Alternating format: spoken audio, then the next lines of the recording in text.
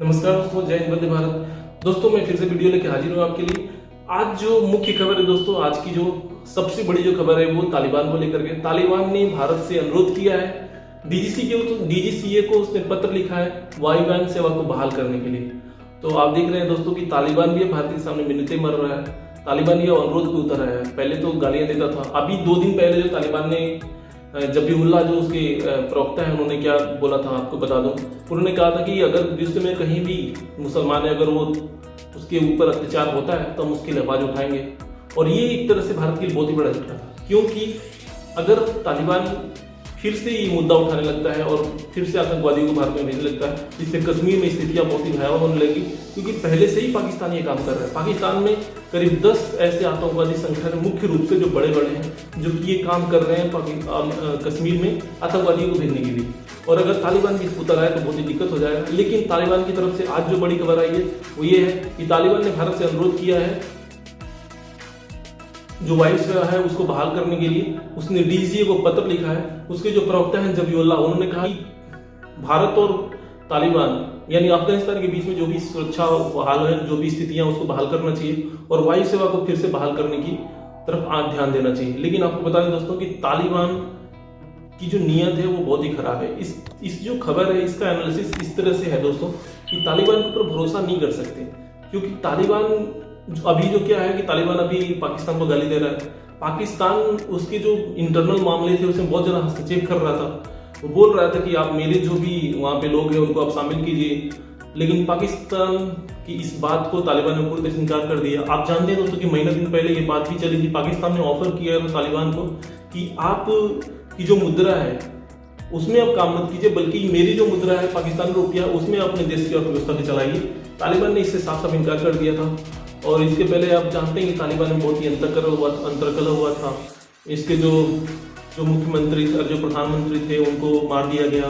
अखुंदजा जो थे, उसके बाद मुल्ला बरादर, ये भी पता नहीं कहाँ गुप्त हो गए हैं, समझ में नहीं आ रहा है ये सब कहाँ गए। तो तालिबान के अंदर अंतरकलह बहुत ज्यादा चल रहा है दोस्तों।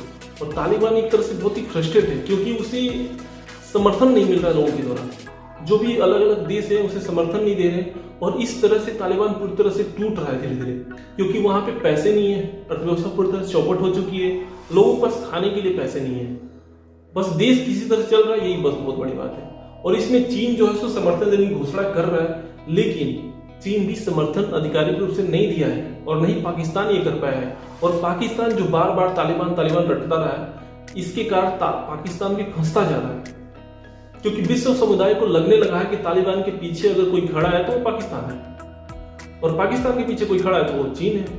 तो ये 2 देश तालिबान के कारण अपनी जो साख है उसको चौपट कर रहे हैं। विश्व में जो इसका विश्वसनीयता जो होती है, जिसके कारण कि सारा व्यापार से लेकर के सब कुछ किया जाता है, आहार विहार, ये चौपट होती जा रही है। आप जानते हैं दोस्तों कि चीन में अभी बहुत बड़ी समस्या आई है। चीन में अभी बिजली का संकट उत्पन्न हो गया है। तो ये सारे संकट उत्पन्न होंगे क्योंकि चीन ऐसा काम कर रहा है। तो दोस्तों ये जो तालिबान जो अपनी डिप्लोमेसी चालू करना चाहता है भारत के साथ, तो इसके पीछे वो बस उसकी यही मंशा है कि भारत उसको समर्थन, क्योंकि अगर भारत के साथ उसके सैन्य बहाल होते हैं, भारत के साथ उसके जो राजनयिक बहाल हो जाते हैं, तो इसका मतलब भारत उसको समर्थन दे दिया। और भारत ऐसा करेगा नहीं, क्योंकि भारत जानता है कि तालिबान एक खूंखार आतंकवादी संगठन है। वो भले ही किसी देश की सत्ता पर काबिज हो, लेकिन वो खूंखार आतंकवादी संगठन ही है। तो तालिबान के साथ भले ही वो पत्र लिखे डीजीसीए को कि आप हवाई सेवा बहाल कीजिए, लेकिन डीजीसीए ऐसा करेगा नहीं, और नहीं भारत उनके साथ संबंध बनाने वाला है, क्योंकि तालिबान जो आतंकवादी है उसका फसल होता है। और भारत को सबसे बड़ी खतरा यही इसी से है। और अभी विश्व समुदाय में से किसी भी समुदाय ने तालिबान को समर्थन देने की घोषणा नहीं की है, तो भारत इसकी तरफ आगे नहीं बढ़ाया।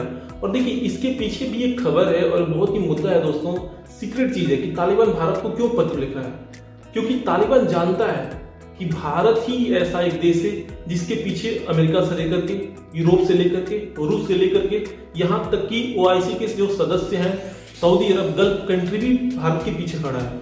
सारे के सारे देश भारत के पीछे इस समय खड़ा है। चीन को कोई नहीं पूछ रहा था, उसको बस नाम बड़ा है चीन का, लेकिन पूछने वाला कोई नहीं है। तो अगर भारत के साथ वो अपनी जो संबंध है वो सुधार लेता है, और जो राजनयिक स्तर के जो संबंध है अगर वो बहाल हो जाते हैं, तो इसका मतलब कि विश्व के जो लोग हैं वो अपने आप उनको समर्थन दे लेंगे तालिबान को। तो इसीलिए वो जो मेन कुंजी है उसी को पकड़ रहा है। तालिबान और किसी देश को नहीं कह रहा कि आप मुझे समर्थन दीजिए, मतलब कह तो रहा है लेकिन पत्र नहीं लिख रहा है। उसने डायरेक्टली अभी पत्र लिखा है भारत से संबंध सुधारने के लिए, क्योंकि उसे पता है कि अगर भारत उसकी तरफ मुड़ जाता है तो विश्व के जो भी बड़े बड़े देश हैं, जैसे अमेरिका हो गया, यूरोपीय कंट्री हो गया, फ्रांस हो गया, ब्रिटेन हो गया और रूस हो गया, ये सारे से सारे उधर चले जाएंगे। आपको बता दें दोस्तों कि इससे पहले चीन हो गया, रूस हो गया और आपका पाकिस्तान हो गया, ये बहुत ही उतावले थे समर्थन देने के लिए। रूस को भारत ने मनाया। रूस के जो विदेश मंत्री थे और उसके जो रक्षा मंत्री थे, उनसे भारत के रविशंकर ने मुलाकात किया था, एस रविशंकर जो विदेश मंत्री हैं। उसके बाद रूस के जो रक्षा मंत्री थे वो भारत आए थे, यहाँ भी वो हमारे प्रधानमंत्री से मुलाकात किए थे। तो इन सारे मुद्दों के बीच में बस यही बात रह जाती है कि भारत का अहम रोल है। और आपको पता होना चाहिए दोस्तों कि भारत से करीब 6 से 7 बड़े बड़े देशों के जो राजनयिक हैं और जो रक्षा मंत्री वहां के मिल चुके हैं। आपका सऊदी अरब हो गया, सऊदी अरब, ईरान हो गया, ईरान के बाद अमेरिका, रूस, ब्रिटेन, फिर लैटिन देश के थे, ये सारे लोग आकर के भारत से मिले थे और उन्होंने अनुरोध किया था कि तालिबान के खिलाफ कोई नया मोर्चा खड़ा किया जाए, क्योंकि तालिबान के खिलाफ तालिबान के जो पीछे वो चीन है और चीन इस समय सबसे बड़ी चुनौती है। चीन ही तालिबान को समर्थन दे रहा, पैसे दे रहा, धन दे रहा, तो चीन के खिलाफ सबको खड़ा होना पड़ेगा। इसी के लिए सारे देश मिले थे और सारे देशों ने मिलकर के योजना बनाई थी।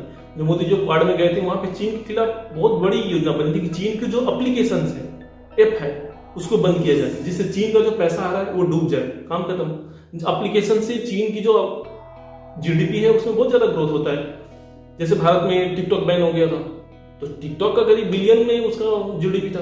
तो वैसे ही दोस्तों चीन के ऊपर प्रहार किया जा रहा है और चारों तरफ से प्रहार किया जा रहा है, क्योंकि चीन हर तरफ मनमानी करने की ठान रहा है। तो इसलिए जो तालिबान है वो भारत का संबंध सुधारना चाहता है। तालिबान कभी भी अपने देखा, तालिबान ने बस बोला था कि चीन आप मुझे समर्थन दीजिए, लेकिन तालिबान ने लेटर वोटर कुछ नहीं लिखा। तालिबान सीधे लेटर भारत को इसलिए लिख रहा है क्योंकि वो जानता है कि भारत के पीछे पूरी दुनिया खड़ी है इस समय। तो दोस्तों इसी न्यूज के रिलेटेड जुड़े हुई एक और न्यूज है अमेरिका से। अमेरिका के 20 जो सांसद है उन्होंने पत्र लिखा है राष्ट्रपति को कि तालिबान को बैन किया जाए, क्योंकि तालिबान एक आतंकवादी संस्था है। अब देखिए ये तो उल्टा ही हो गया। बेचारा तालिबान की जो दिक्कतें वो खत्म होती नहीं जा रही। तो दिक्कतें क्या दोस्तों, तालिबान अभी 3 दिन पहले खबर आई थी कि तालिबान ने एक लड़का था उसको गोली मार दी थी, और इसलिए गोली मारी थी उसने क्योंकि उसके जो पिता थे तालिबान की जो कहना था वो नहीं माने थे। तालिबान ने कुछ काम करने को बोला था, उन्होंने मना कर दिया था, इसलिए उसके बेटे को गोली मार दी गई थी। तो ये क्रूरता तालिबान के द्वारा दिखाई जा रही है और ये तालिबान का नस्ल है दोस्तों, उनके दिमाग में डाला गया है। तो ये जो काम अमेरिका में 20 सांसद कर रहे हैं बहुत पहले करना चाहिए था, और यहां तक कि तालिबान को पूरी तरह से बैन कर देना चाहिए था। अमेरिका की सबसे बड़ी गलती ये है दोस्तों कि उसने तालिबान के साथ समझौता किया कि हम आपके साथ रह करके ये जो भी ऑपरेशन हो गए ISIS के खिलाफ वो काम करेंगे। और अभी तालिबान ने अमेरिका को धमकी भी दी है। तालिबान ने अमेरिका को धमकी दी है दोस्तों कि अगर आप जो ड्रोन के आधारित जो हमले कर रहे हैं ISIS के ऊपर, या हमारे देश में जो ड्रोन से आप हमले कर रहे हैं उसका बंद करिए, नहीं तो इसका आपको अंजाम भुगतना पड़ेगा। तो यहाँ पे देखिए दोस्तों दोनों तरफ फरार है, मतलब दोनों तरफ, उधर अमेरिका में जो सांसद हैं वो तालिबान के ऊपर प्रतिबंध लगाने के कह रहे हैं और इधर तालिबान उनको धमकी दे रहा है। तालिबान का सांसद कह रहा है कि जब हम अमेरिका को हरा चुके हैं तो हम पाकिस्तान जैसे छोटे देश से कैसे बात मान सकते हैं, और इसीलिए पाकिस्तान से इसमें तालिबान की जो है वो थोड़ी बन नहीं रही है। उन दोनों के बीच में थोड़ी दुश्मनी चल रही है, और ये इसलिए दुश्मनी चल रही है क्योंकि पाकिस्तान चाहता है पूरी तरह से तालिबान के ऊपर नियंत्रण करना, और तालिबान अपने ऊपर नियंत्रण करने से पाकिस्तान को मना कर रहा है, और इसलिए तालिबान और पाकिस्तान के बीच में अभी रार चल रहा है।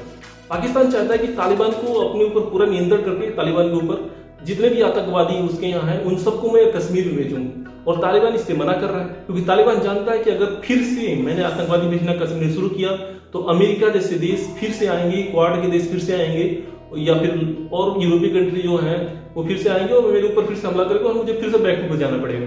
तालिबान इस समय क्रूरता कर रहा है लेकिन वो दिमाग से काम कर रहा है, वो लंबा पारी खेलना चाहता है। तो दोस्तों मुझे उम्मीद है कि आपको ये जो मैंने विश्लेषण किया है ये आपको अच्छा लगा होगा, और जितने भी मैंने बातें बोली आपको बहुत ही अच्छे लगे होंगे। इसके बारे में विचार कीजिएगा, सोचिएगा कि मैंने जो भी बातें कही हैं वो सही कही या गलत कही हैं, और जो आपके विचार होंगे वो कमेंट में जरूर बोलिएगा, और मेरे चैनल को लाइक कीजिएगा, सब्सक्राइब कीजिएगा और इसे शेयर जरूर कीजिएगा। जय हिंद, वंदे मातरम।